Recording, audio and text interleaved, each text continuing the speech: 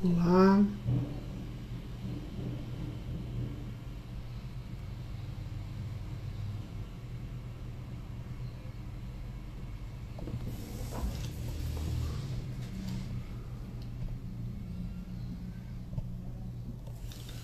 Olá, pessoal. Vamos entrando.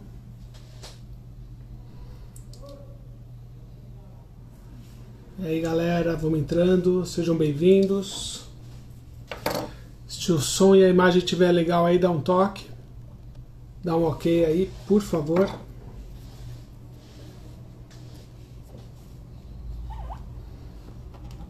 Vamos lá, vamos esperar o Mago entrar.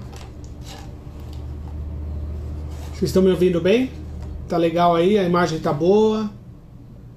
Vai dando ok aí, por favor. Se tiver algum problema, dá um toque também.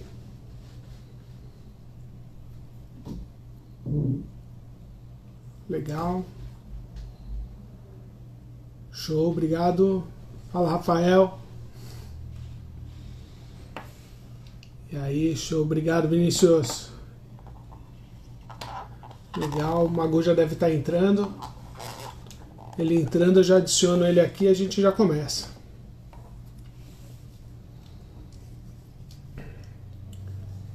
Legal.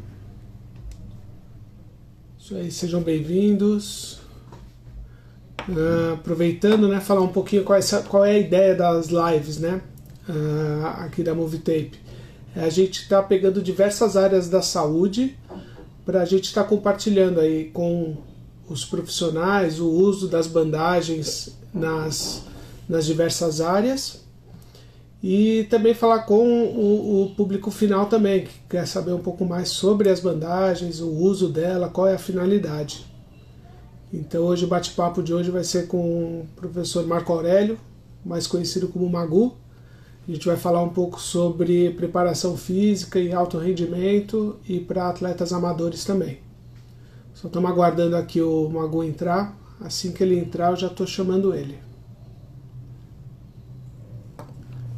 Beleza?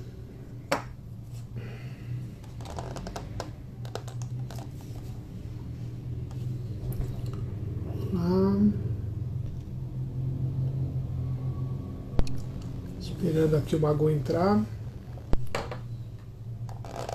Só um segundo que ele já está entrando.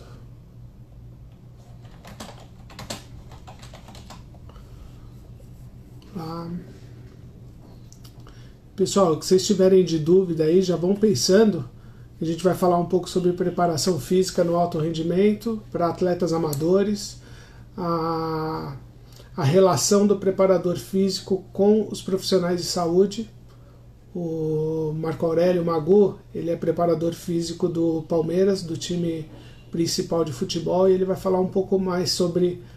o Magu acabou de entrar aqui, deixa eu chamar ele aqui. Vamos lá. Espera ele aguardar que tá. Boa! Marco Aurélio, boa tarde. Estamos na área? Opa! E aí, tá E legal? aí, beleza? Dá pra ouvir legal? Tá legal a imagem? Tá ótima. Pra mim, imagem, som, e pra você, tá legal aí também? Beleza, beleza. Puta, É, né? Tá faltando cabelo aí? feia coisa agora que eu vi, hein? Tem algum produto pra testa Legal. aí? Põe a câmera de cima pra baixo, então. Nossa senhora. Vambora, vambora, moleque! Bora! Pô, que honra! Legal, cara. E aí? Bom, antes de mais nada, obrigado aí pelo aceite aí de estar fazendo essas lives com a gente. Pra gente até explicar um pouquinho pro pessoal qual é o intuito dessas lives aqui. A ideia é a gente falar um pouco sobre todas as áreas da saúde que utilizam bandagem. Então, o nosso primeiro mote foi esse. Então, a gente conversou com o fisioterapeuta esportista, com o quiropraxista, terapeuta ocupacional, fonoaudiólogo, a área de estética. E aí hoje a ideia é conversar um pouco com você sobre a preparação física, que é a sua área, e a relação também dos preparadores físicos com a área de saúde nos seus clubes. Provavelmente você tem muito contato com o fisioterapeuta, com os médicos, com nutricionistas, enfim. a relação do conjunto, né? Que todos estão se auxiliando, né? Sim. E aí querer apresentar você também pro pessoal, Marco Aurélio, mais conhecido como Magu, amigo de longa data aqui, vai estar falando um pouquinho aqui com a gente. Beleza? Fica à vontade aí, meu amigo. Se apresente. Maravilha. Ricardo Freitas, que prazer, que honra. Tenho acompanhado todas as suas lives, às vezes não por inteiro, porque aqui a gente está numa rotina bastante agitada também, porque as minhas aulas particulares a gente não parou. Então é uma aula atrás da outra, através de vídeo, lógico. Mas sempre que posso, estou acompanhando suas lives aí, sensacionais, Ó, aprendendo muito com os convidados. Vamos que vamos, cara. Tô vendo uma galera entrando aí. legal. É... É, Pode falar. fica à vontade. Não, não, é mais para você se apresentar, Claro. falar quem é o Magu, qual é a sua especialidade, para o pessoal te conhecer um pouco. Ah, Marco Aurélio, Magu, como todo mundo me conhece, fiz educação física, me formei em educação física em 2000, na mesma época em que entrei no Palmeiras. Completo agora 20 anos de preparador físico do Palmeiras. Fiz as minhas especializações, fiz um acompanhamento fora daqui do Brasil, com treinamento e performance. E meu sonho sempre foi trabalhar com performance, desde moleque, desde quando acompanhei a primeira Olimpíada lá nos anos 80, 84, se eu não me engano. Foi ali que começou a minha paixão pelo esporte e ali eu vi que não saberia fazer outra coisa. Então, entrei de cara nisso, já ajudando os meus professores de educação física no colégio. Sempre Certo. me promovia como voluntário ali. E depois que me formei, dei a sequência na carreira de preparador físico. Aí, então, desde lá no Palmeiras.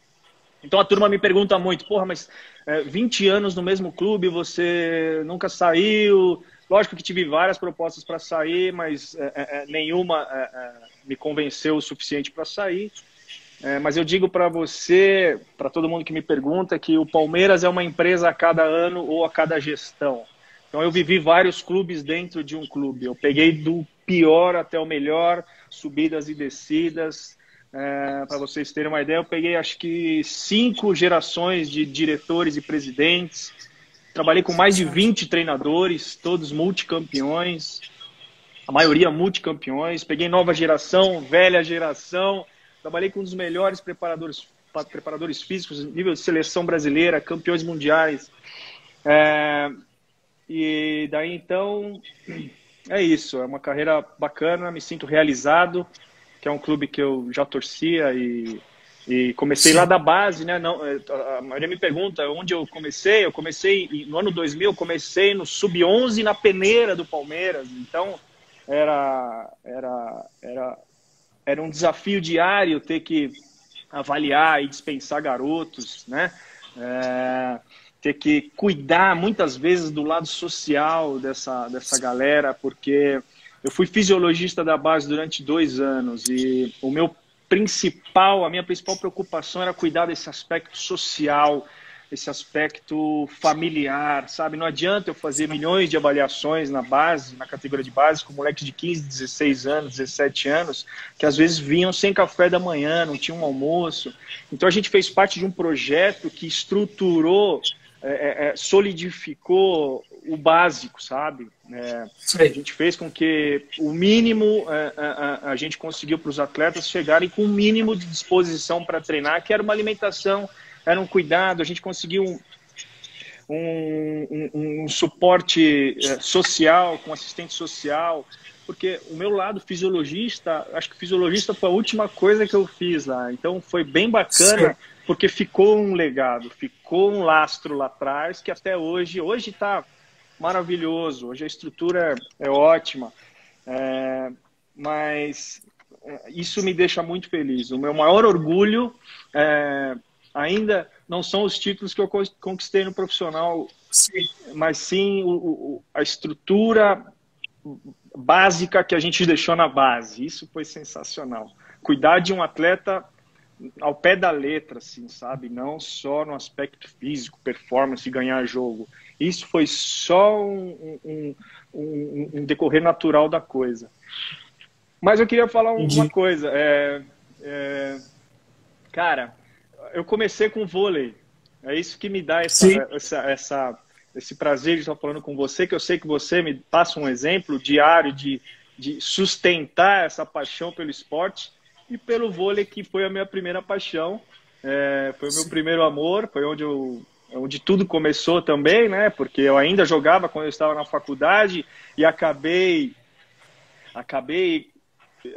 indo trabalhar no Pinheiros, que eu digo para você que o Pinheiros foi a minha maior faculdade, porque ali eu tive mesmo a noção do que é trabalhar com performance sem muita estrutura, porque o Pinheiros lida com o esporte amador. Então ali eu tive a vivência, a possibilidade, a oportunidade de vivenciar, por exemplo, as principais bases das seleções de todas as modalidades no Brasil. Se eu não me engano, o Pinheiros, se disputasse um Pan-Americano aí, ia estar em segundo, terceiro lugar, de tanta a elite treinava no Pinheiros e no Minas, né? Só que eu tive a oportunidade de acompanhar a base da seleção de handebol brasileira, a base da seleção olímpica de levantamento olímpico, a base da seleção de polo aquático. Eu tive a oportunidade de acompanhar a seleção da natação. Então, todos treinavam ali. Ali, para mim, foi uma faculdade extraordinária, porque ali eu via atletas de ponta, de high performance mesmo, tendo que treinar sem muito apoio, sem muita estrutura, mal remunerado, e os caras, tirando leite de pedra, levando o seu próprio suplemento, às vezes fazendo as suas próprias avaliações, às vezes cara que trabalhava de manhã e treinava à tarde, no caso de muitos atletas do handball, e ali para mim uma faculdade. E ali um paizão para mim foi o Paulo Zogaib, que foi fisiologista comigo depois no Palmeiras. Para você ter uma ideia, ele dava esse suporte com um feeling, com um tato, com uma responsabilidade de pai para todos os atletas. E isso me contagiou ainda mais, fazendo eu levar isso no decorrer da carreira depois no futebol, né? Eu fiquei 3 anos no Pinheiros, aí logo que me formei, eu fui para o Palmeiras e aí continuou a história toda. Show. Você comentando do Zogaib, é um excelente jogador de vôlei, viu? Ah, o bracinho de manivela, rapaz. Aquele lá. Nossa senhora, joga muito voleibol. Se bobear, ele joga até hoje, né? Esse cara, o Bigode. Ele joga nos Masters, sim.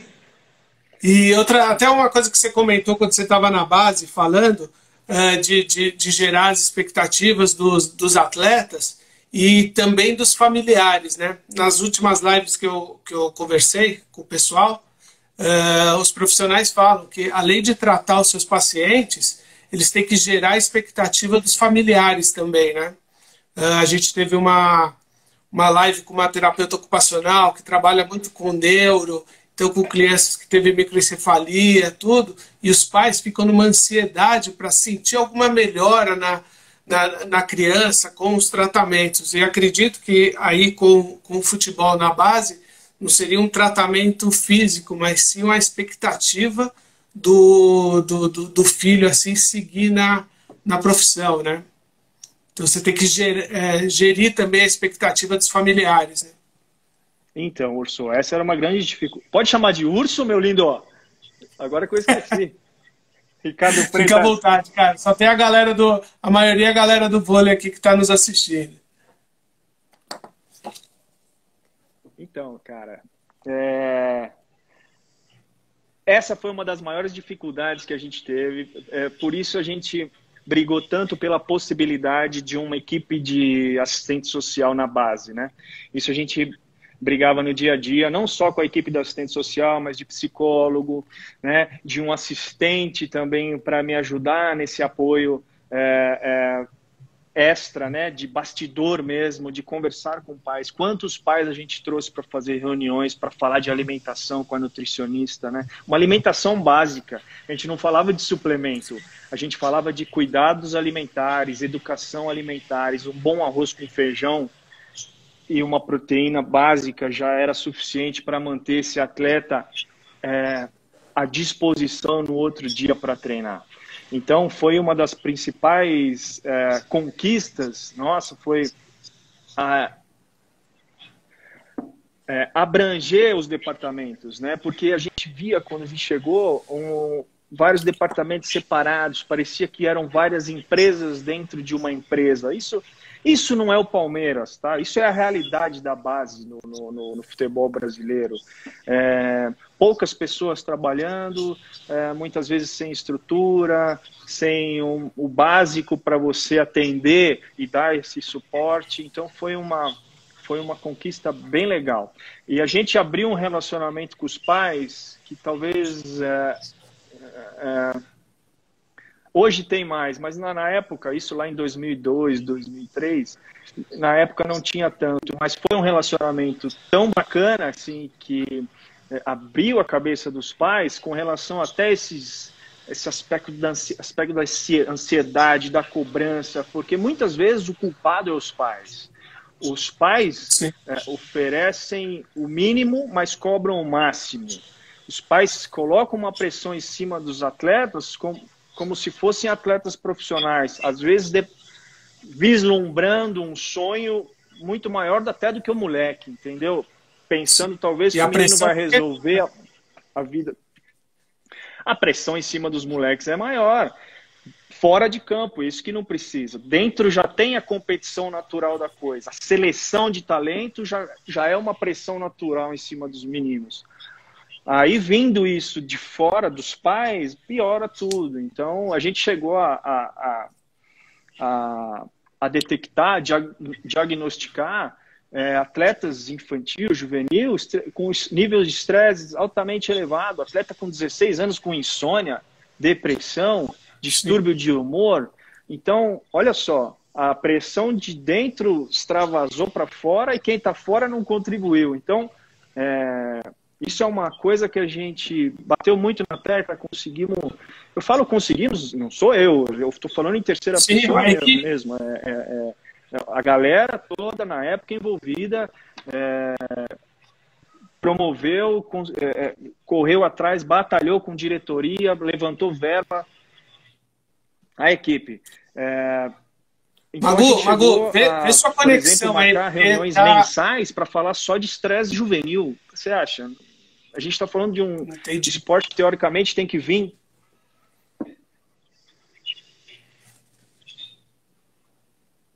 Tô no mato, né, meu? Magu, tua conexão tá meio ruim. Tô no meio do Você tá me ouvindo aí? Tá meio picotando. Como é que tá a conexão aí? Uma laranja.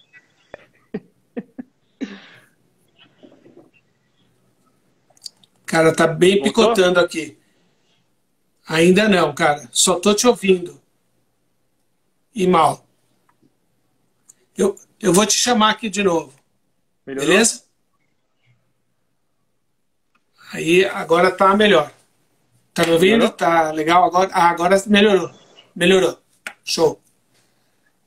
Aqui eu tô no sítio. Né? Deixa eu pedir pra... Eu vou pedir pra galera... Tem uma galera trabalhando aqui no sítio, eu vou pedir pra quem não tiver... Mas tá melhor, agora tá melhor. Tanto a imagem quanto o áudio. Tranquilo. Beleza. Show, show. Tá bom. Vamos. Beleza. Vamos lá. Então vamos começar agora um pouquinho em cima do assunto do tema, que é a preparação física tanto no alto rendimento quanto em atletas amadores, né? Falar um pouquinho da sua experiência no alto rendimento, com os atletas profissionais, qual a sua função, o seu trabalho e também o convívio com eles, né? Porque não deve ser fácil, né? Trabalhar com esses medalhões aí que você convive todo dia, né? Ricardo, olha só, cara, eu sou um dos preparadores físicos, né? Nós somos em 4 preparadores hoje, né? O Antônio Melo, eu, Thiago e Rude. Então, assim, o Antônio Melo, que é o preparador físico que veio com o Vanderlei, hoje ele coordena a área da preparação física e eu sou como se fosse o primeiro auxiliar dele. Eu presto assistência, o primeiro a prestar assistência para o Melo. Então, na parte de campo, na parte de academia, musculação, trabalhos preventivos, força, sou eu que presto a primeira assistência.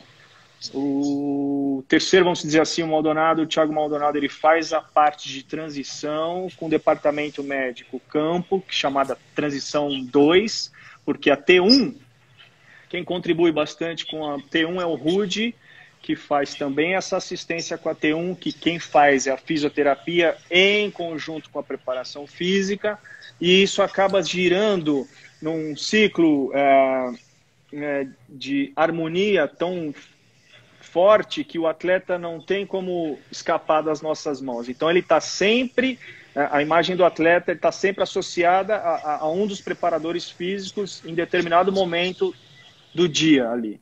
Então ele está sempre sendo cuidado para em algum determinado momento do período do treino por algum dos preparadores físicos. Vai ter sempre um preparador perto do atleta.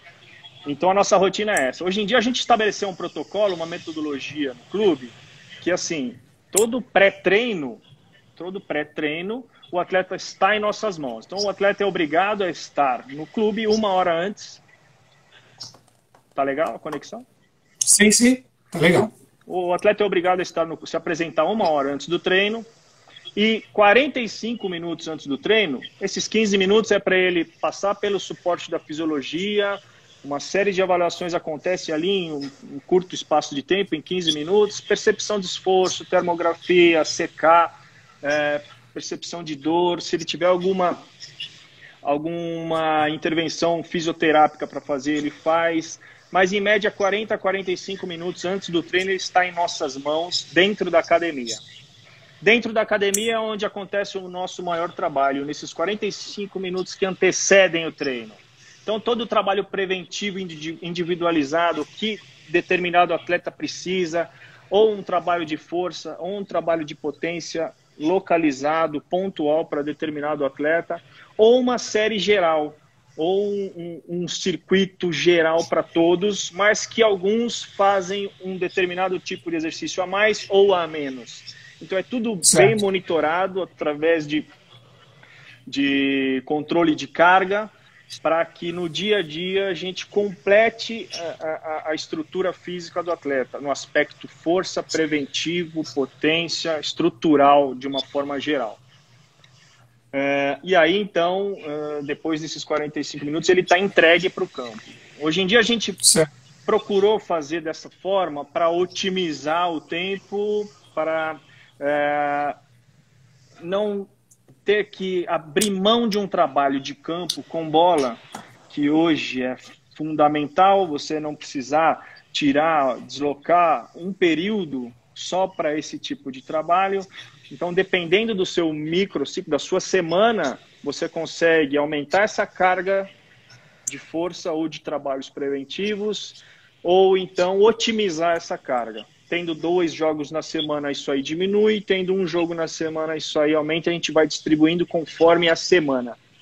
E isso a gente vai conseguindo monitorar no dia a dia da melhor forma. Sendo que a gente hoje possui vários equipamentos, várias tecnologias que muitas vezes fazem com que o atleta treine testando ou teste treinando. Então, a gente, ao mesmo tempo que a gente propõe, por exemplo, um agachamento num aparelho isoinercial que mostra se ele está equilibrado numa fase excêntrica, concêntrica, cadeia cinética fechada, ao mesmo tempo que ele está treinando com aquela carga, a gente está avaliando os desequilíbrios. Um exemplo que eu dei. O Nordboard, que é o exercício nórdico que a gente tem a possibilidade de avaliar, ao mesmo tempo ele vai estar treinando e a gente vai estar avaliando se acontece algum desequilíbrio naquela fase excêntrica do movimento na cadeia posterior da coxa dele. Então, meu trabalho é basicamente isso: prestar o auxílio, monitorar o atleta, cuidar do atleta no dia a dia mesmo, o mais, vamos dizer assim, perto possível. Porque ali, isso tudo que eu falei tecnicamente, muito bonito e tal, mas ali esses 45 minutos, Ricardo, era uma coisa que não existia antes. A gente começou a incluir isso de uns 8 anos para cá, desde 2012, que o atleta precisa se sentir cuidado em determinado tempo antes de ir para o campo. Então, às vezes, o que acontece muito são aquelas resenhas ali, pré-treino, sabe? Aquela conversa. Uma terapia, né, para eles. O atleta tem que... Eu ponho uma música nesse momento, a gente conversa, a gente descontrai, conversa coisas fora do campo, até a gente conectar para começar o trabalho, sabe? Então, é um momento que o atleta tem que tirar para ele e falar, pô, estou me preparando para o treino. Às vezes até ele ali conversou, desabafou, relaxou e agora ele vai começar a se preparar. E não simplesmente entrou no vestiário, pôs a chuteira e foi para o campo. E não, talvez, entrou no vestiário, põe o tênis e ele sabe que ali vai ser só uma sessão de força. Não, vai ser uma sessão de força, vai acontecer uma sessão de força monitorada ou de um trabalho preventivo ou uma sessão só de potência, depois ele vai para o campo. Então ele sabe que aquele momento ele vai tirar para ele para cuidar, vamos dizer assim, das deficiências ou potencializar aquilo que ele tem de melhor. Então ele já sabe que aquele momento é para ele, o ambiente ali é para ele. Então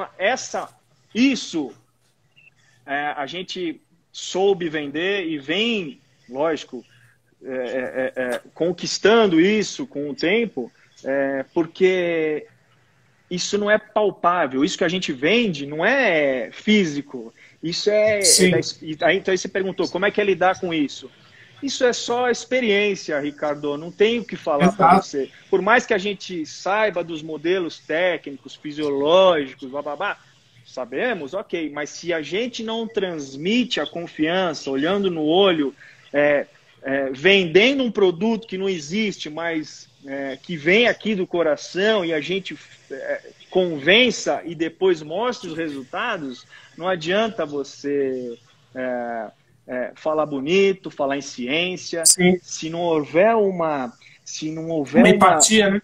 Isso é uma conexão entre atleta, preparador e todas as outras áreas, fisioterapia, fisiologia, nutrição. Isso é uma conexão de interdisciplinas que fazem com que o atleta e todo mundo fala a mesma língua. Essa conexão é a mais importante de todas, porque a gente usa os dados, as coletas, mas vem o sentimento, vem o feeling, vem a sensibilidade. Não adianta o atleta estar extremamente capacitado naquele dia, mas ele está com a percepção de esforço dele debilitada. Alguma coisa aconteceu. Então é tudo muito bem hoje monitorado através dessa sensibilidade também para a gente ter os atletas nas nossas mãos, né? Isso que você comentou agora sobre o momento do atleta com você antes, devido à pressão que ele tem. A gente teve na sexta-feira uma live com o Dr. Jorge Arantes, ele é quiropraxista, ele tem uma rede de clínicas, né? Ele atende lá em Mogi das Cruzes. Então ele faz todo o tratamento da quiropraxia, os ajustes da coluna, e ele sempre reserva de 5 a 10 minutos do atendimento dele. Eles têm uma sala que eles chamam sala de cura, que a pessoa vai lá, ela entra, vai ter uma música ambiente, um ambiente todo preparado para ela, e ele fala assim para o paciente: olha, você tem 5 minutos para você dedicar para você aqui. Porque nessa correria do dia a dia, tudo, ele contando casos que as pessoas já saíram chorando de dentro da sala, falando assim, não sei a última vez que eu dediquei um tempo para mim, para estar pensando, refletindo nessa correria.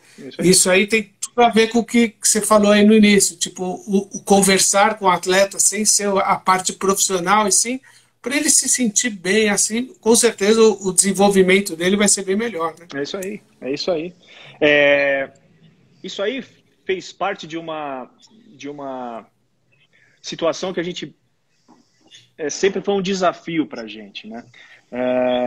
Muitas vezes o atleta de futebol, principalmente, hoje em dia melhorou muito isso aí. Eu digo para você que hoje 100% do meu grupo tem essa sensibilidade de se ver como atleta, que é coisa que o jogador de futebol muitas vezes não se via como atleta, né? O jogador de futebol não gostava de tomar suplemento. O jogador de futebol nunca gostou de fazer trabalho de força. O trabalho de força para jogador de futebol ia travar. O suplemento ia fazer mal, ia pesar. Você entendeu? Então, foi uma série de verdades que a gente foi vendendo e o atleta foi mudando o seu conceito. Isso começou lá na base também e foi chegando até o profissional. Hoje em dia, o atleta que chega pra gente no profissional também já vem com essa mentalidade. Então, você vê que a geração vem melhorando nesse aspecto de sensibilidade física do atleta, se vê como atleta, né? O atleta se vê como atleta como qualquer outra modalidade. Como um atleta da natação chegava no Pinheiros com o seu suplemento embaixo do braço. O atleta tem que saber o porquê ele está suplementando, né? Ele tem que saber o que aquilo está fazendo na função neuromuscular dele. Basicamente, lógico, ele não precisa saber profundamente do assunto, mas ele precisa entender um pouco sobre cada departamento. Por que ele faz a avaliação do CK? Creatina quinase é uma enzima que, derramada na corrente sanguínea, vai detectar o seu estresse muscular. Ok, ele precisa saber o mínimo disso. Ele precisa, tanto é que hoje eles perguntam, como é que está a minha CK? Porque ele já tem essa ideia, ele já tem esses números na cabeça dele. Cadê meu BCA? Ele sabe que o BCA vai fazer uma reconstrução eficaz neuromuscular para ele.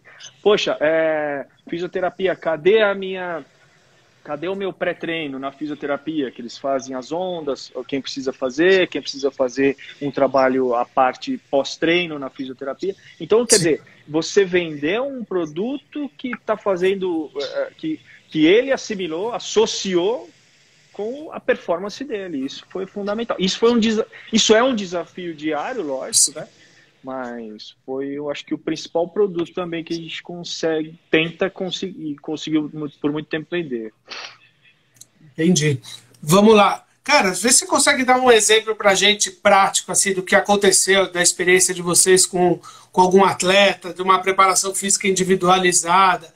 Sei lá, tinha que estar num jogo bem, enfim, algum caso interessante aí que usou a preparação física para ele chegar num ponto mínimo, assim, não sei se é mínimo que se fala, para chegar num jogo, alguma coisa assim. Cara, a gente teve uma situação bem recente que acho que mais quem é palmeirense acompanhou de perto, que foi o caso do Moisés, que teve uma lesão grave de LCA. E aconteceu que esse cara com a força de vontade, a dedicação dele e mais o trabalho de toda a equipe de fisioterapia liderada pelo Jomar na época, fez com que o clube se mobilizasse para fazer com que o Moisés voltasse para determinado jogo da Libertadores. Só que esse jogo da Libertadores aconteceria após 5 meses de lesão. Isso para a gente foi a Copa do Mundo, porque assim, isso foi um recorde, eu nunca tinha visto, nem na literatura, um atleta voltar em tão pouco tempo e voltar em alto nível. Tudo bem que ele teve uma série de efeitos colaterais ali, mas que nada que teve que fazer, por exemplo, ele voltar para o departamento médico. Então, quer dizer, ele voltou em nível de performance, voltou a jogar, voltou a ser feliz, e todos nós ali, todos envolvidos ali naquele momento, comemorou como se fosse um título. Esse é um exemplo de... A conquista de todos, né? De todos. Lógico que depende muito dessa força do atleta. É um cara que, é isso que eu estou te falando até hoje, comprou todas essas ideias, mas isso a longo tempo. Por um longo tempo ele se dedicou, não foi só depois da lesão. Tanto é por isso que ele teve lastro para voltar rápido. E um outro caso, poxa, teve tantos casos bacanas de retorno rápido, de dedicação. Poxa, o próprio William, né? O William que dá o passe no último momento para o gol do título do campeonato de 2018. Ele dá o passe para o Daverson e na hora ele rompe o cruzado também. e um exemplo de moleque, de atletas, campeão, sensacional, a dedicação. Ele passava 12 horas dentro do clube, de manhã, de tarde, de noite também. Fez um retorno extremamente eficaz, rápido, equilibrado, e foi assim uma outra conquista pra gente. Você entendeu, então, que às vezes a minha conquista não é... Lógico que o título nós somos viciados nisso, né? Em jogo, em vitórias, em derrotas, a gente aprende muito, em títulos, então a gente vai no êxtase, né? E esse atleta tem isso na veia, sabe? Isso aí é o que move o atleta, né, cara? Esse retorno, querer voltar a jogar rápido. Então, você viu o William, depois de um mês, correndo no campo, trotezinho no campo, você fala, meu Deus do céu, o que esse cara... Olha a força de vontade, lógico, com acompanhamento diário, médico, fisioterápico, transição 1, com a equipe de fisioterapia e preparação física, transição 2 com a equipe de preparação física, treinamento de performance com a equipe de preparação, e aí vai, sabe? Ele foi passo a passo já mirando qual era o próximo etapa, sabe? Qual era o próximo preparador que eu vou ali? Ele não via a hora de sair do Rude e ir para o Thiago, sair do Thiago e ir para o Magu, sabe? Então era uma escadinha que ele mirava. Então ele acabou que deu pra gente uma alegria muito grande também. E teve os desafios que... E algo que não foi tão positivo também, que vocês tinham uma expectativa, por estar correndo tudo direitinho na preparação e não atingiu o esperado. Cara, tem gente que me conhece há muito tempo e muitos ainda associam a minha imagem com a do Valdívia, né? O Valdívia, a gente, apesar de toda o controle meticuloso que a gente tinha de carga dele, muitas vezes o próprio organismo dele não colaborava. Então, muitas vezes, até quando ele se sentia bem, porque assim, o Valdívia, ele teve os problemas dele, que ele até abriu isso publicamente, mas mesmo quando ele estava emocionalmente recuperado, ele estava fisicamente bem, quando ele ia para o campo, quer dizer, o período que ele tinha de problemas emocionais e físicos, quando a gente tentava recuperar isso, o lastro desse período que ele perdia não dava tempo de recuperar. Então, cada parada que ele tinha, o tempo de aproximação teria que ser bem maior. E lógico, a gente não tinha esse tempo. Mesmo ele se sentindo bem, todos os marcadores demonstravam números bons para ele retornar para um jogo, e só que na hora ele falhava, por causa do lastro que ele perdia, do tempo que ele ficava inativo. Foi uma corrida contra o tempo, contra o relógio, e quando a gente foi ver, no final das contas, a gente talvez tenha perdido mais do que tenha ganho. A gente ganhou o Campeonato Paulista em 2008, né, com ele, muito bem. Daí, quando ele voltou, ele já voltou com alguns problemas e a gente foi correndo atrás do relógio.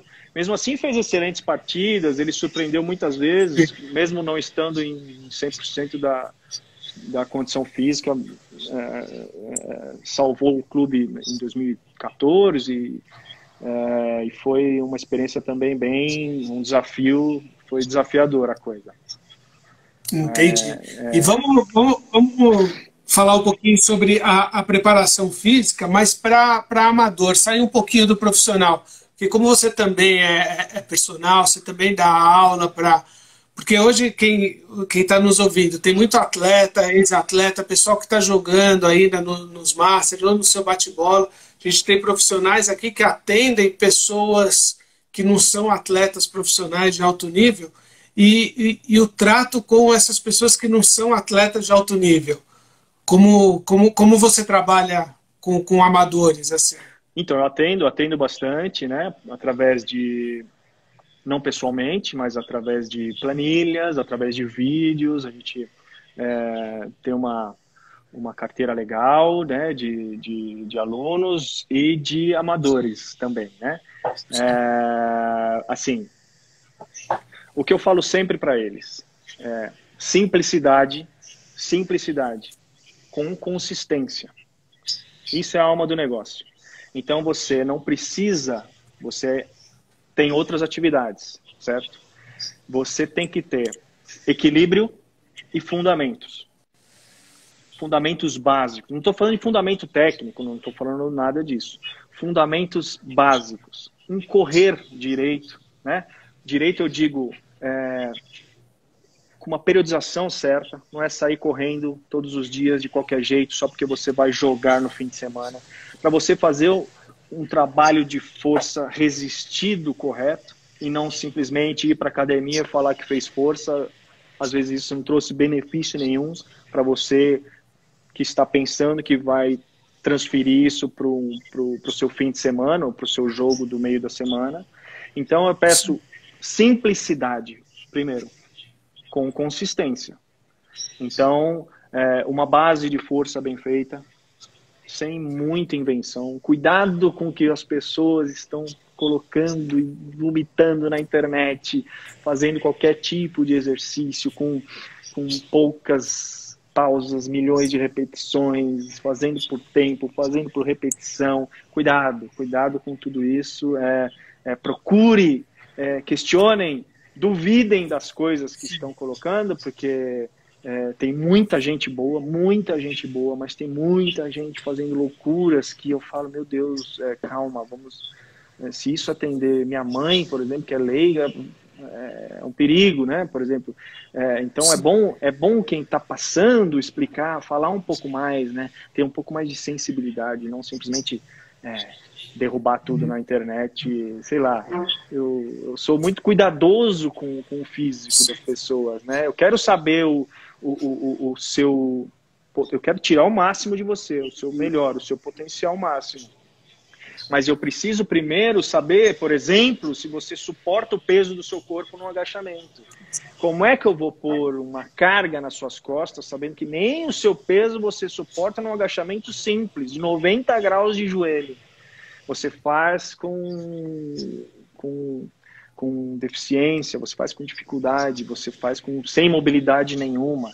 Então, é isso que eu passo muito para os meus atletas de alta performance, os atletas que já têm anos de prática. Eu faço muitas vezes eles agacharem com o próprio peso do corpo, ou simplesmente movimentos que façam com que eles entendam, por exemplo, que o quadril tem que ter mobilidade, o core tem que ter estabilidade, o seu tornozelo tem que ter mobilidade e estabilidade.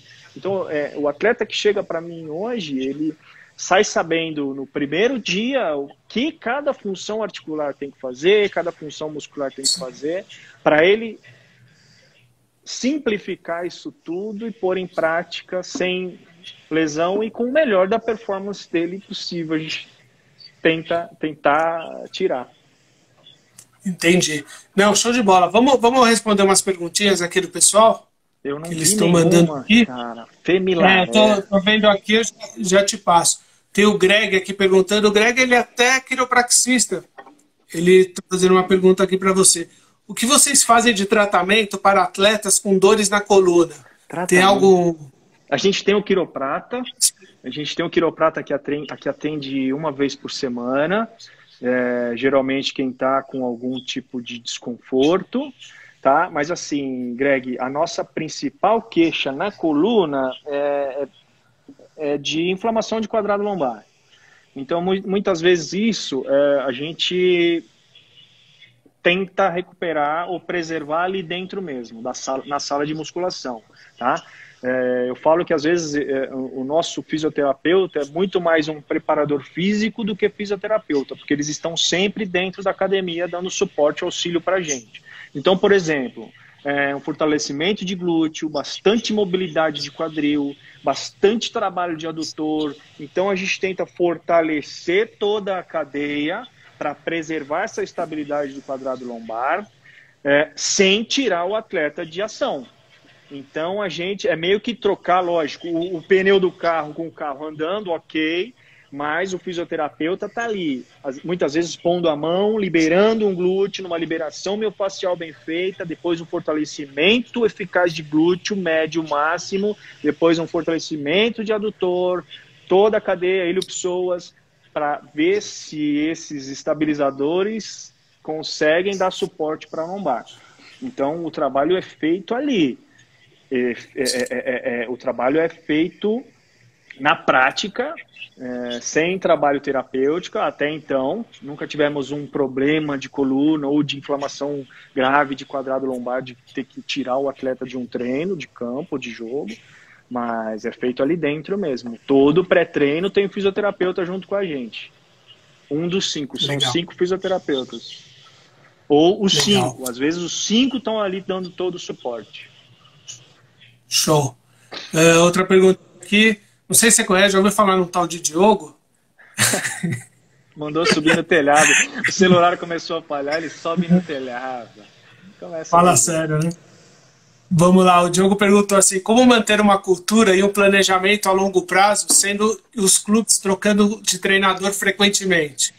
O que eu falei no começo, Diogo, eu costumo dizer que a cada ano eu trabalho numa empresa diferente ali, que está com a sua direção mudando, o treinador chegando. Só que, como eu falei, a nossa metodologia ela vem a longo tempo já, há vários anos. Então, e isso espalha, isso reverbera para todos os clubes. Então, todo mundo que chega já sabe o tipo de filosofia, método, metodologia, rotina que o Palmeiras já trabalha. Então, o treinador, ele chega, muitas vezes, já sabendo, o preparador físico já chega sabendo primeiro quem está ali trabalhando e quais são os métodos. Então, até hoje, todos os treinadores que passaram foram extremamente solícitos e complacentes e com tudo aquilo que a gente faz. Lógico, tem a filosofia deles também, que a gente simplesmente associa e não são mudanças, nenhum tipo de mudança drástica, nada disso. A gente simplesmente associa com a nossa e segue em cumplicidade e harmonia. Show. Tem a pergunta do Murilo, ele é personal, ele questiona assim, Magu, sobre eles utilizarem a periodização com a musculação antes do início da temporada. Qual é a periodização da musculação antes do início de uma temporada? Na verdade, essa é a única periodização efetiva, né? A única periodização que a gente consegue fazer é nos 25 dias que antecedem o primeiro jogo do Campeonato Paulista, no caso, né? Que são 30 dias de férias, 30 de preparação para o início, no caso dos estaduais. É a única época que a gente consegue periodizar a carga, periodizar a força, certo? Sei. E eu digo para você, desculpa. Murilo. Eu digo para você, cara, nessas férias desses atletas, pelo menos na nossa não, mas nos clubes, todos os preparadores que eu conheço dos clubes, são transmitidos aos atletas a partir do 15º dia de férias, já atividades, trabalhos de força. Mesmo que eles não tenham possibilidade de atuar em alguma academia, a gente transmite para eles individualmente estímulos de força, para que já no início da pré-temporada, no primeiro ou segundo dia, que geralmente o primeiro dia são algumas avaliações, segundo dia também, mas que na primeira semana a gente já entre com cargas efetivas de força. Força máxima, aliados com trabalhos de potência. Então, a periodização já se dá na primeira semana, a periodização de carga máxima, desde a primeira semana. Desculpa, está tocando aqui um telefone, acho que já parou. Tranquilo. Desculpa. Então é o único momento que a gente consegue periodizar mesmo. No decorrer do campeonato, os microciclos são periodizados a gente consegue periodizar os microciclos dentro da semana. Semana a semana. Da onde a gente veio e para onde a gente vai. A gente veio de um jogo domingo, a gente periodiza segunda e terça para jogar quarta. A gente periodiza o grupo 1, periodiza o grupo 2, periodiza o grupo 3. Grupo 1 é o grupo que jogou domingo e vai jogar quarta. O grupo 2 tem a possibilidade de uma periodização melhor de força e o grupo 3 também. Então, a nossa periodização é o nosso micro intracampeonato. Então, a gente não consegue uma periodização maior, porque da onde a gente veio e para onde a gente vai. Um jogo domingo, um jogo quarto. Um jogo domingo, um jogo quarto. Poucas semanas a gente tem cheia. Então, aí sim, semana cheia, a gente consegue relembrar uma semana cheia da periodização da pré-temporada. E a gente dá uma ênfase maior em força, uma ênfase maior em ciclos de potência. E assim se vai. Afinal, são de 80 a 84 jogos no ano. Se você pôr isso na ponta do lápis, são 2 jogos na semana. 2 na semana, exatamente. Tem mais uma aqui da Daniela. Perguntou, Mago, você tem experiência com futebol feminino? Tem alguma dica? Não tenho experiência com futebol feminino. Eu dei aula para as meninas, né, na escola, no Poeridomos, no caso. A gente disputou, na época, a Copa da NAP com futebol feminino e futebol de salão, né? Não tenho experiência, mas assim, eu acho que não foge muito a ideia daquilo que eu falei. A conexão, a simplicidade, a consistência, a força de vontade, aquilo que você mais acredita, porque o futebol feminino vem ganhando força, vem ganhando patrocínio, vem ganhando possibilidades de maior aparição. Então, aquilo que eu falo, aproveitar ao máximo isso, se é o sonho da menina jogar futebol, é correr atrás, porque a oportunidade está aparecendo e está cada vez ficando mais forte. Mas eu não tive experiência ainda com futebol feminino. O vôlei feminino, sim. Show. Vamos lá, o Rafael Castro, já ouviu falar desse? Nossa Senhora. Pois é, ele está perguntando aqui para você, vocês usam mais peso livre ou máquinas para fortalecimento dos atletas? Ou depende do período? Cara, a gente usa quase 100% peso livre, né? O que eu te falei. O ganho da força a gente consegue muito através dos exercícios simples. Agachamento, um bom agachamento, um bom levantamento terra, um bom stiff, né? Deadlift, um bom nórdico, um bom búlgaro, que é o agachamento unilateral, com o pé apoiado lá atrás, né? Uma boa prancha com o pé apoiado no banco, para trabalhar bem os adutores. Então, muito o que eu te falei. O atleta precisa primeiro sentir a cadeia cinética fechada dele e trabalhar com eficiência. Ele precisa levantar um peso com eficiência, tirar um peso do chão com eficiência. E esse peso precisa ser primeiro o corpo dele. Depois a gente vai incrementando as cargas. Eu falei agora na pergunta anterior que a gente entra com força máxima na pré-temporada. Entra sim. Mas lógico, não, são em todos os casos? Não são em todos os casos. São na maioria dos casos. Mas se o atleta não teve a oportunidade de trabalhar com massa, com peso nas férias dele, lógico que isso é estudado caso a caso, mas como esses atletas já estão com a gente, a maioria há 2 anos, a gente teve essa possibilidade de entrar com uma carga mais forte no início dessa pré-temporada e da passada. Então, mas assim, eu prezo muito a consciência corporal do atleta. Então, se ele sabe lidar com o próprio peso, levantar, saltar com o próprio peso, unilateralmente falando também. Então, agachar e saltar com uma das pernas. E isso tudo com eficiência de movimento, com um repertório eficiente, né? Com uma boa estabilização, com um bom encaixe de postura, quadril, costas, joelho. Aí sim a gente parte para uma evolução de carga. Mas 99% do nosso treino é feito com pesos livres. Legal. Tem outra pergunta aqui do Daniel Cunha. Lembra dele? Saudade, meu Deus. Só estamos desenterrando aqui o pessoal. Coisa linda. Como é como é que é trabalhar numa temporada longa do futebol? Qual seria a temporada ideal para termos temporada ideal com o número de jogos e duração da temporada? Eu vou te falar, cara, a temporada ideal é a temporada da Europa. E lá gira em média 60, 65 jogos. Que isso, fisicamente, para o atleta é mais saudável. O atleta consegue se recuperar e se preparar melhor para a temporada. Geralmente eles têm lá 30 até 40 dias de férias, eles têm 30, 40 dias de pré-temporada e muitos dos jogos são espaçados na semana.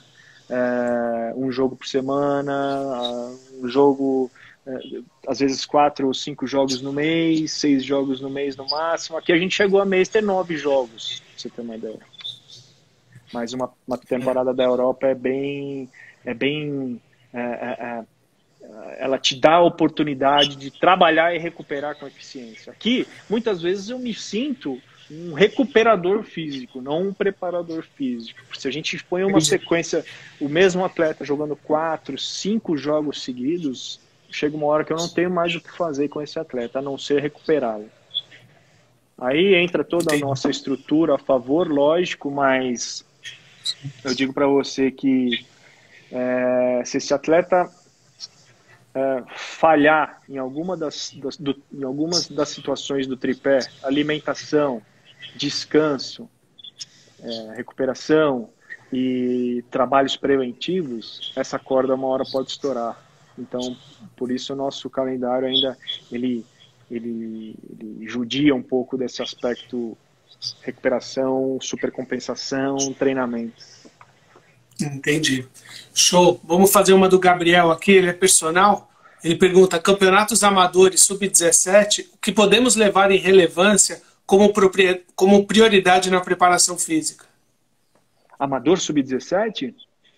Isso. Eu levaria... Tem alguma... Ele tem uma rotina de treino diário, treina todos os dias. Bom, independente disso, eu acredito. Eu levaria em consideração todo o suporte nutricional, social. Por que eu digo isso? Sem isso, a alimentação social, muitas vezes você pode perder uma fase principal do desenvolvimento do atleta, que é essa fase sensível dele, a fase sensível de treinamento do atleta, onde ele está, onde estão acontecendo aquele turbilhão de hormônios. Se acontece algum tipo de falha, você pode estar queimando alguma etapa e perdendo esse atleta para um futuro. Então, cuidar desse aspecto, lógico, o treinamento tem que ter, mas cuidar desse alicerce, como eu falei lá no começo, alicerce nutricional, social e periódico, né? Aquele trabalho em períodos certos, sem extrapolar na carga, sem errar no volume e dando todo o suporte extra. Eu acho que tem tudo para... Foi muito que a gente fez aqui. A nossa categoria de base, por muito tempo, foi amadora como qualquer outra. E sim, esse suporte que a gente dava. Os nossos treinos tentávamos fazer o máximo de monitoramento possível, na medida do possível, com peso, pesavam os atletas diariamente, tabela de percepção subjetiva de esforço e dor e de sono. Então são tabelas fáceis de responder, pré e pós-treino, e você consegue monitorar. Uma dica legal que eu fazia bastante, era, por exemplo, multiplicar o tempo total de treino pela resposta dele na percepção de esforço pós-treino. Então te dava um número arbitrário, mas você vai jogando esse número numa tabela e vai acompanhando a curva do seu atleta. Se talvez o volume de ontem foi igual ao de hoje e o número que ele respondeu no questionário foi maior do que ontem, cuidado com o seu volume. Então é uma tabela super simples, você vai colocando num gráfico individual e vai monitorando esse atleta com ele mesmo, lógico, não precisa monitorar com o grupo. Monitorando esse atleta com ele mesmo, no final da semana você vai ter um número interessante. É uma dica que eu dou, que eu fiz muito na categoria de base, isso para monitoramento de carga.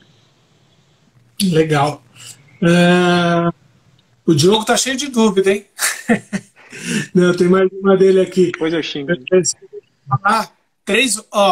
Ô, Magu, a nossa live vai cair em 25 segundos. Você tem um tempinho da gente voltar de novo e falar mais um pouquinho? Claro. Tem um monte de perguntas.